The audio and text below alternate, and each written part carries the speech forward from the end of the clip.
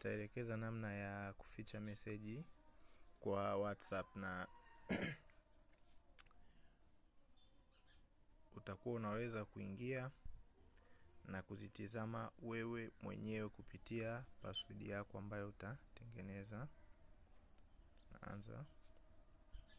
Na kama hapa nitahitaji kuficha message kadhaa, chats hapa.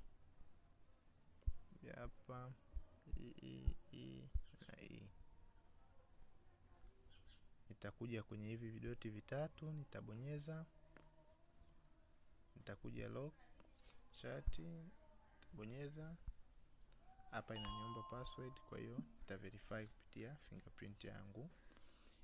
Hii hapa juu. Kwa hiyo inaniomba ku verify, nita verify kupitia kidole changu. Hizi hapa. Kwa hiyo utakuja hapa, kuja kwenye setting, chat lock settings, unawasha. Hapa hii ni kwa sababu niliweka mwanzo, kwa hiyo inaniuliza, kwa hiyo nitabadilisha, nitaweka mpya 1 2 3 1 1 2 next 1 2 3 1 1 2. Huu ni mfano, na wewe pia unaweza ukaweka ya kwako. Yaani wewe ukaweka message, yani ukaweka kodi yako wewe mwenyewe ambayo unaiona inafaa. Unaweza ukaanza kuanzia 6, tarakimu 6 kuendelea. Kwa hiyo haionekani hapa.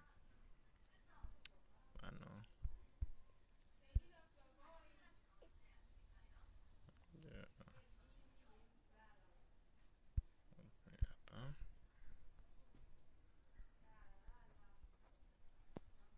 tuma message.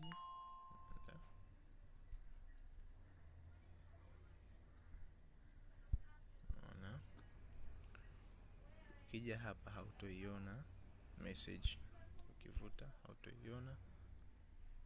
Kuja kwenye vidoti vitatu, kwa utakuja kwenye searching, alafu utaweka ile password yako mwanzo ulioiweka. Hii hapa. Hii hapa. Kwa utaweza kujibu.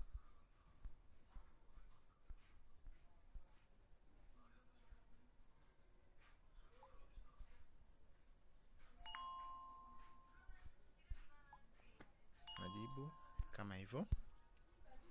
Kwa hiyo mpaka hapo utakuwa tayari umeshaficha message zako, na utaweza kuziona wewe mwenyewe kupitia hiyo password yako ambayo umeitengeneza. Asante.